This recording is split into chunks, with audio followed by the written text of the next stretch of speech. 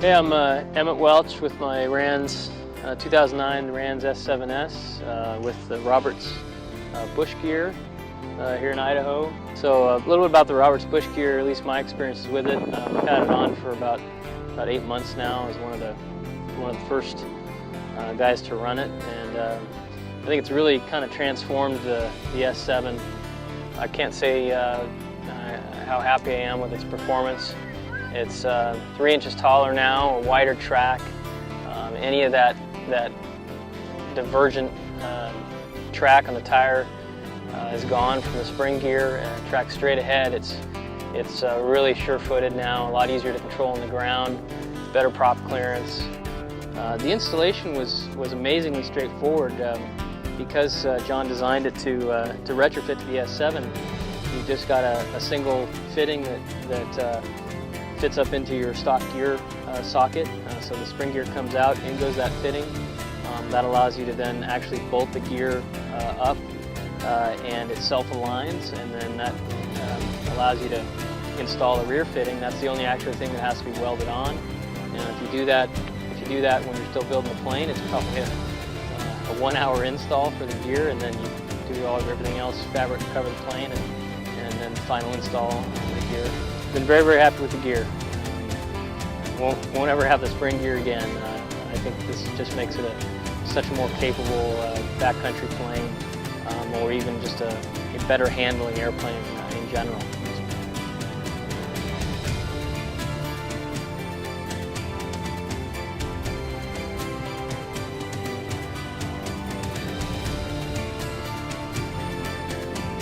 I'm Tom Simcoe. This is my second S7. This is a long tail version.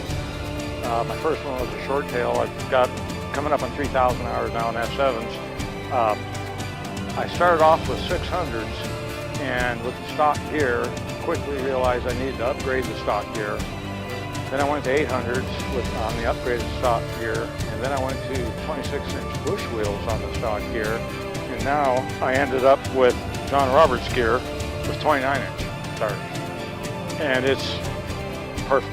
It's a sweet spot. It's where you got to be. We can land now places that are difficult to walk on, and it feels like landing on a golf course. Landing on gravel bars where you're not even aware that there's rocks that big. You just go over them and it's not any problem.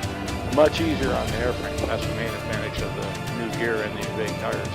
If you're building a new S7, it's so easy to put those 2 extra tabs on the lower longerons before you cover the fabric. It's not that big a deal to do it, even if it's covered with fabric, but if it's uncovered, it's nothing to do, and the gear is self-aligning. You basically plug it into the existing gear socket in such a way that everything falls into place. There's no layout involved. You're not figuring toe in and toe out or anything. It's just simple.